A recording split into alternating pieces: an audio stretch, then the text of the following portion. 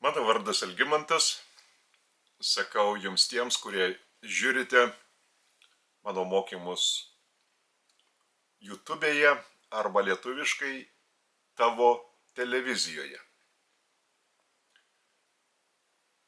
Vyksta gyvosios pamaldos mūsų gyvojoje vienintelėje pasaulyje šventovėje, kurioje nėra nė vieno ritualo materialia išraiška. Rojaus trejybės aš esu gyvojoje šventovėje.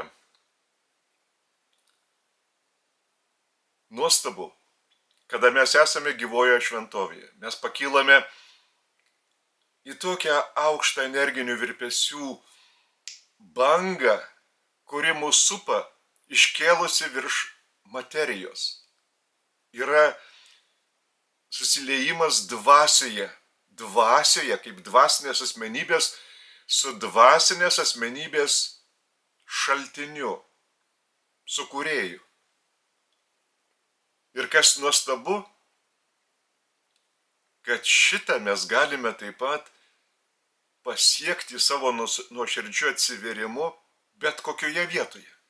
Mūsų buvimas konkrečios vietos buvimu nevaržo ar nesaisto. Mes galime būti bet kurioje pasaulio vietoje ir palaikyti ryšį su kūrėju, kuris yra mūsų viduje, įsivaizduokite. Tai yra nuostabu.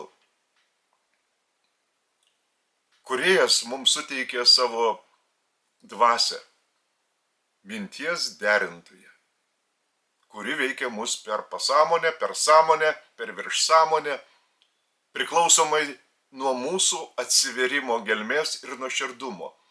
Ir natūralu pastangų, kiek mes dedam tokių pastangų, tada mūsų energinis pojūtis ir būsena mums leidžia patirti kūrėjo ir atradimą savyje ir tuo pačiu jo vedimą iš vidaus, kad mes šitame gyvenime būtume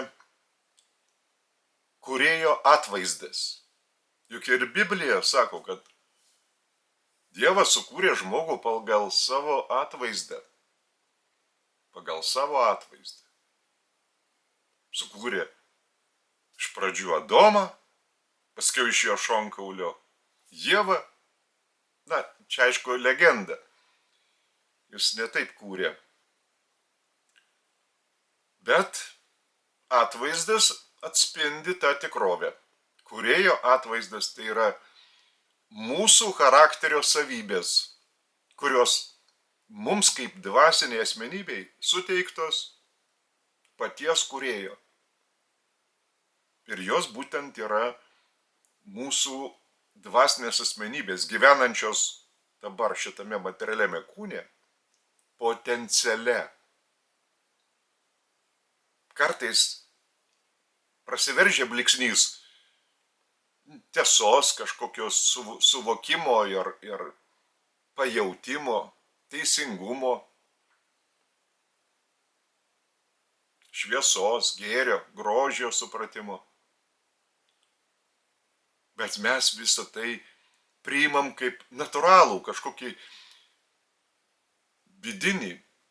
vidinį pojūtį arba mūsų išsilavinimo tam tikrą pasireiškimą. O iš tikrųjų tai yra kūrėjo charakterio savybių pasireiškimas. Bet kadangi dvasinių mokytojų iki šiol nebuvo, kokius dabar rengiu aš, natūralu, nieks nemokė vaikų nei šeimoje, nei mokykloje atrasti kūrėją savyje, savo viduje, kadangi kūrėjas padovanojo savo dvasią, minties derintoje, jau mažyliui, kada jis priima pirmą moralinį sprendimą. Vienas 4 metų būdamas, kitas 5, 6, 7, pagal savo sampratą moralinį sprendimą. Ir tada jam padovanojama kūrėjo dvasia, minties derintojas, kuri tą vaikelį ir veda iš vidaus. Bet mes dažnai girdime, kada kalba eina apie sielą. Siela žmonėms tarsi artimesnis žodis, o ne dvasia. Sielos broliai, mano sielos balsas, dvasios balsas kažkodėl nesako. Tai tarsi būtų ir atsitiktiniai dalykai, nors iš tikrųjų tai yra galbūt ir tikrovės atspindžiai. Kūrėjas mums suteikia dvasinę asmenybę. Dvasinę, ne sielos asmenybę, dvasinę asmenybę. Ir tie visi potencialai yra dvasinėje asmenybėje, ne sielos asmenybėje. Sielos asmenybės nėra kaip tokios. O žmonija turi sampratą vis apie, iškreiptą, neteisingą sampratą, apie dvasią. Tai yra apie sielą. Kodėl taip yra? Ogi todėl, kad žmonėms per daug atskleisti tikrovės yra pavojinga. Dėl ko? Nesupras, jeigu tą tikrovę atskleisti iš karto ir dar nuosekliai. Nes labai daug reikėtų įsisavinti informacijos ir žmogaus protas, štai tas smegenų dėka veikiantis, pilnas baimės, neelastingas, nelankstus, kupinas žvėriškų savybių, pavydo, keršto, pykčio, neapykantos, agresijos. Jisai tokį mokymą atstums. Jeigu jam yra per daug informacijos, jis tingus yra tas žvėries kilmės protas, gyvulinės kilmės protas, žmogaus materialus protas. Tai, ko jis nesupranta, jis tiesiog nustumia į šalį. Nesiekia įsigilinti. Jau siekimas įsigilinti jau yra tam tikras dvasinio, dieviškojo proto daigelio pasireiškimas. Bet tai vyksta chaotiškai, nes nėra dvasinių mokytojų, kurie nuosekliai tą vyksmą, procesą galėtų paaiškinti. Štai dėl to aš ir mėginu atskleisti platesnį kontekstą, kad plačiame kontekste jūs galėtumėt ir patys geriau suprasti ir kitiems lengviau paaiškinti. Kodėl ta siela yra dažniau minima negu dvasia. O jeigu dar apskritai kalbant apie dvasią, tai dvasia, tas ir pats žodis žmogų gazdina. Tai štai, kadangi žmogaus protas turi gyvulinę kilmę, žvėries savybes, natūralu apreiškimai, kurie buvo suteikiami ankstesniais laikais, negalėjo būti tokio plataus konteksto. Kontekstas buvo siauras. Kristus pateikė ryškiausią tuo metu egzistuojančią apreiškimo tikrovę ir tiesą. Dievo tėvystė, žmonių brolystė ir dangiškosios karalystės įkūrimas širdyje. Žydams tai buvo per daug sudėtinga tokią tiesą suvokti, kadangi jie buvo per šimtmečius gyvenę iki tol savo raštų sustabarėjusią ir iškraipytą tikrovės apraiška, kuri ir net iškraipyta, dar išsaugojo Jahvės, Izraelio Dievo ir Izraelio tėvo tam tikrą sampratą. Galbūt tai ne samprata, o tiesiog teiginys, kad Jahvė yra tik tai žydų Dievas, Izraelio tėvas. O jau šalia esančių pagonių jau nebe. Ir kada Kristus atneša tokią šviesą, kad ir pagonys yra taip pat tėvo ir mylimi, ir saugomi, kaip ir žydai, žydams yra per daug sudėtinga. Per daug sudėtinga, kad jie galėtų priimti tokią nuostatą. O iki Jėzaus dar prieš 2000 metų įsikūnijęs Makiventa Melkizedekas žmogiškuoju pavidalu. O Melkizedekas tai yra aukštos kategorijos vietinės visatos dvasia, dvasinė asmenybė. Tai štai jis aiškino įsikūnijęs žmogiškuoju pavidalu kaip išminčius iš Salemo, kad yra trejybė, bet jis tą trejybę aiškino kaip žvaigždyno trijų tėvų vadovavimą žvaigždynui. O žvaigždynas yra šiek tiek vienu laipteliu aukščiau negu vietinė sistema, kurioje yra jau mūsų planeta. Saulės sistemos, o tose Saulės sistemose yra ir apgyvendintos žmonėmis planetos. Tai žvaigždynas yra vienu laipteliu aukščiau virš vietinės sistemos. Tačiau juk aukštesnis laiptelis yra vietinės visatos, tai yra Jėzaus ir jo partnerės Nebadonijos sukurta kūrinyje, vietinė visata. Štai šitas dangaus skliautas turi 100 000 tokių kaip Jėzaus sukurtų vietinių visatų. Bet Jėzus yra sūnus kūrėjas, jo partnerė, dukra kūrėja, tik tai vienai tokiai vietiniai visatai iš 100 000. Reiškia, yra daugiau aukštesnių darinių negu žvaigždynas.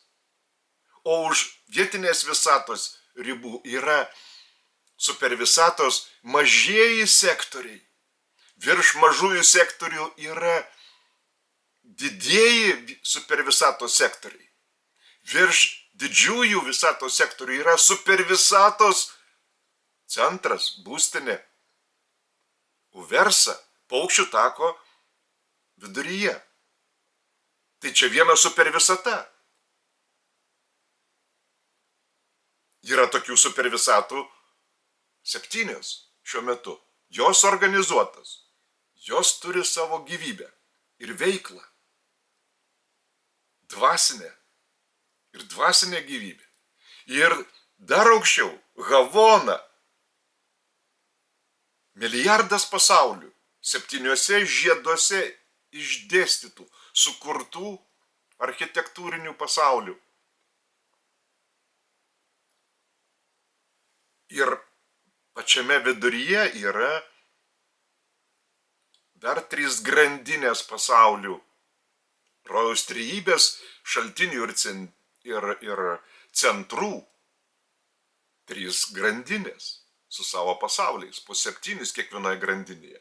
Ir tada jau pati rojaus trejybės buveinė, rojus. Dabar vėl, jeigu neužmiršote, sugrįžkime į tą lygį, kurio mokė Melkizedekas. Tik žvaigždyno 3 tėvai sudaro trejybę. Įsivaizduojat, reikia daryti per vietinę visatą, supervisatos mažuosius sektorius, didžiuosius pačią supervisatos būstinę, Havonos milijardą pasaulių. Apie tai nekalbėjo Melkizedekis, nes tai per didelė informacija ir tikrovės apraiška žmogiškajam gyvulinės kilmės tingiam protui. Ir per 2000 metų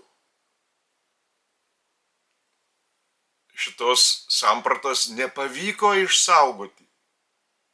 Žydai išliko tuo metu vienintelė tauta, kuri turėjo daugmaž vieno dievo sampratą. Aplinka turėjo daugybę stabų, įvairių dievybių, bet jos jau nebebuvo tos, kokios buvo žydų išsaugotos sampratos. Ką reiškia, nebebuvo mokymo, kurį suteikė Makiventa Melkizedekas, per 2000 metų išsaugota. Melkizedekas parengė 15 maždaug tūkstančių dvasinių mokytojų, išsiuntė įvairius kraštus. Ir neišliko jų mokymų. Tam tikros nuotrupos. Tik tai nuotrupos kažkokios. Ir apie trejybę. Ir apie Melkizedeką patį. Yragi ir Biblijoje tas vartojamas žodis Melkizedekas. Senajam testamente. Reiškia kažkokia fragmentuota yra pateikiama nuostata, bet nuoseklaus sisteminio požiūrio neatskleidžia. Todėl ir mes dabartiniu metu, turėdami tokį epochinį apreiškimą, jis vadinasi ne paprastas, o epochinis apreiškimas, kolektyvinis, mes turim nuoseklų paaiškinimą tikrovės. Ir iš čia tik tai tampa aišku, koks yra skirtumas tarp sielos ir dvasios. Mes turėsim po prisikėlimo milžinišką laikotarpį, eidami per įvairius pasaulius, pakeisdami savo išorinį pavidalą 570 kartų. Ir tai bus vis sielos tapatybės keitimo ir vis ryškesnio kūrėjo aukštesnio energinių virpesių prisipildymo evoliucinis procesas tiek mūsų viduje per mąstymą ir, aišku, mokymų įsisavinimą, kuriuos suteiks įvairaus rango dvasiniai mokytojai ir tų įsisavinamų žinių pritaikymą praktikoje ir būtinai visumos geroviai. Ir būtinai jausdami kūrėjo vedimą iš vidaus. Štai mes eisime per daugybę pasaulių, būdami dvasia, potencijoje, dvasinė asmenybė, išreiškianti save kaip kūrėjo atvaizdą, bet eidami sielos tapatybės vis ryškesnio ir aukštesnio energinio dažnio pasireiškimo vektoriumi, kryptimi, evoliuciniu gyvuoju tikrovės keliu. Vis lipdami ant aukštesnio ir aukštesnio laiptelio. Reiškia vektoriumi į viršų, ne į apačią, nes tai degradavimas. Ir ateisime iki vietinės visatos lygio. Visų mokymų baigmės, kada mūsų šeimininkas sūnus kūrėjas, kuris buvo Jėzaus iš Nazareto tapatybė įsikūnijęs mūsų pasaulyje prieš 2000 metų, mums kiekvienam asmeniškai palinkės, kaip tapusiai jau dvasinė šitą išorinį pavidalą turinti išraišką, tapusi jau pilna teisė dvasia, dvasinė asmenybė su dvasiniu išoriniu apvalkalu. Ir tada palinkės mums tolimesnio kelio, būtent žengiant į mūsų likimo įgyvendinimą, kuris yra padovanotas kūrėjo, pasiekti kūrėją pačiame centre, rojuje. Mūsų gimtuosiuose namuose, tikruosiuose namuose. Štai mes dabar žinom iš šito epochinio apreiškimo Urantijos knygos, kad esam potencialios dvasios, kadangi dvasia padovanoja kaip asmenybė kūrėjas, kuris yra dvasios šaltinis. Jis nedovanoja mums sielos. Sielos dovanot nėra poreikio. Jis suteikia dvasią. Ir savoje dvasią jis suteikia kaip fragmentą, savo paties fragmentą, minties derinti mums, kiekvienam. Kad galėtume atrasti kūrėją kaip asmenį. Atrasti. Ir štai sielos tas etapas, kurį mes patirsime iš pradžių po prisikėlimo, yra ta artimiausia vystymosi ateitis. Dėl to mes dabar ir kalbam apie dvasią kaip asmenybę, turėdami jau pamatą Urantijos knygos epochinį apreiškimą. Be jo mes taip pat nekalbėtume apie dvasią, kalbėtume apie sielą ir manytume, kad ir tos rojaus trejybės nėra, nes tik pirmą kartą yra atskleidžiama rojaus trejybės sąvoka. Juk net Biblijoje arba Naujajame testamente yra aiškinama apie trejybę, kurią sudaro tėvas, jo vienatinis sūnus Jėzus ir šventoji dvasia. Tokios trejybės išvis negali būti. Nes pirmiausia, šventoji dvasia tai nėra asmuo, o trejybę sudaro asmenybės, trys šaltiniai ir centrai.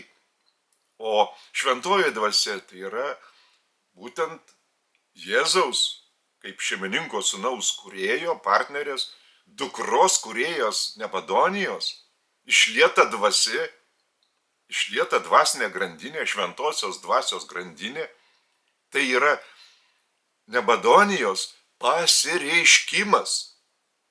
O asmenybė yra Nebadonija, dukra kūrėja. Ir tai yra vietinės visatos lygio apribojimas. Tiesiog šventosios dvasios grandinė pažymi Nebadoniją vietinės visatos ribas, nes šalia jau bus kita vietinė visata, kurios šventoji dvasia bus jau kitos dukros kūrėjos. Štai šventoji dvasia niekaip negali būti trejybės asmeniu, kaip ir Jėzus negali būti vienintelis tas sūnus. Yra antrasis šaltinis ir centras, rojaus trejybės antrasis šaltinis ir centras, kurį prisiderindami apreiškėjai prie žmogaus gyvulinio proto pavadino amžinuoju sūnumi. Amžinuoju sūnumi. Bet tai nėra Jėzus. Tas amžinasis sūnus yra vienintelis, taip. O jį mes dabar vadinam amžinoji motina, kadangi yra ta sąvoka visų tėvas, tebūnie ir visų motina, amžinoji. O trečiasis šaltinis ir centras, tebūnie begalinė motina, begalinė dvasia, jis šitame apreiškime yra vadinamas. Žodžiu, tai simboliniai pavadinimai, nes iš tikrųjų rojaus trejybė yra trys šaltiniai ir centrai. O mes dabar jau žinom, yra ir visuminė dievybė, tai yra visuminis šaltinis ir centras. Aš esu, kada užrašoma vien didžiosiamis raidėmis. Abu žodžiai didžiosiamis raidėmis. Ne iš didžiųjų raidžių, bet visos raidės yra didžiosios. Tai štai, tie apreiškimai yra mokymai pagal žmogaus galimybę suvokti. Nėra perduodami tokie, kad prispaustų ir žmogus atstumtų tokį šaltinį. Bet jie yra perduodami tam, kad išplėstų mąstymą ir tuo pačiu atskleistų platesnę tikrovę. Čia kas yra parašyta? Yra parašyta plačiausiame kontekste, kokia yra atskleista tikrovė kūrinyjoje. Dėl to aš jums ir galėjau papasakoti, va štai koks yra skirtumas tarp Melkizedeko trejybės ir žengiant dar toliau iki rojaus trejybės, ko nebuvo atskleista ir ko Jėzus neatskleidė. Tai šita apreiškimo knyga, Urantijos knyga, buvo perduota tik tai 20 amžiaus pirmam trečdalyje, o atspausdinta anglų kalba pirmą kartą žmonijos istorijoje, Čikagoje, tik tai 1955 metais. Ir kodėl taip vėlai? Perduota 35 metais, jau užbaigta perduota viską. Ogi todėl, kad buvo apreiškėjų perduota perspėjimas. Žmonijos laukia karas. Žmonija bus susirūpinusi kitais dalykais, ne dvasiniais. Ir dėl to buvo sulaikytas spausdinimas šitos knygos, nes žmonės norėjo spausdintą knygą Čikagoje. Rankraštis buvo jau, bet buvo sulaikyta. Ir tik tai 55 metais, reiškia praėjus po antro pasaulinio karo 10 metų, buvo duotas leidimas ją atspausdinti. Štai buvo laukiama, kad prisiderint prie aprimusio proto.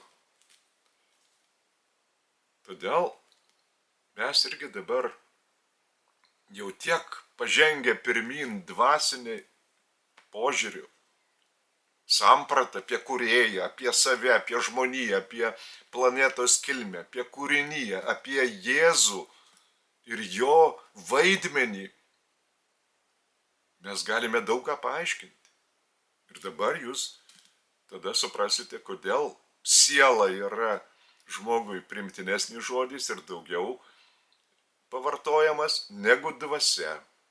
Nors tikrovėje net ir dabar mes esam dvasios, ne materija, dvasios, dvasinė asmenybė.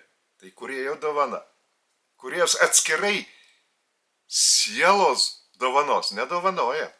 Tai yra tam tikras potencialų pavertimo aktualų etapas. Vis toliau dvasinė asmenybei atsiskleidžiant kūrėjo charakterio savybėmis. Ir tas savybės demonstruojant jau savojų charakteriu. Kitaip tariant, jos tampa iš potencialo aktualais. Žodžiu, esam dvasinės asmenybės. Dvasia. Tai yra kūrinijos pamatas. Dvasinis. Ne sielos pamatas. Dvasinis pamatas. Ir kūrėjas yra dvasia. Dvasinį pamatą suteikia visai kūrinijai, kuri yra materiali. Ne sielos pavidalą. Siela tik tarpinė grandis. Mūsų tapatybės žengimai visi aukštesnį, vystimosi jau dvasinį pasireiškimą, dar ryškesnių ir aukštesnio energinio dažnio virpesių poveikiu aplinkai, virpesiais poveikiu. Štai todėl mes ir esam ne sielos, ne materija, o dvasios. Ir dėl to mes ir esam amžinos, nes kūrėjas yra amžinybės šaltinis. Ir tą, ką jisai suteikia, tai yra amžina. Mums suteikia dvasinę asmenybę. Sunaikinti jos negali niekas. Net pats kūrėjas. Bet čia jau kita tema.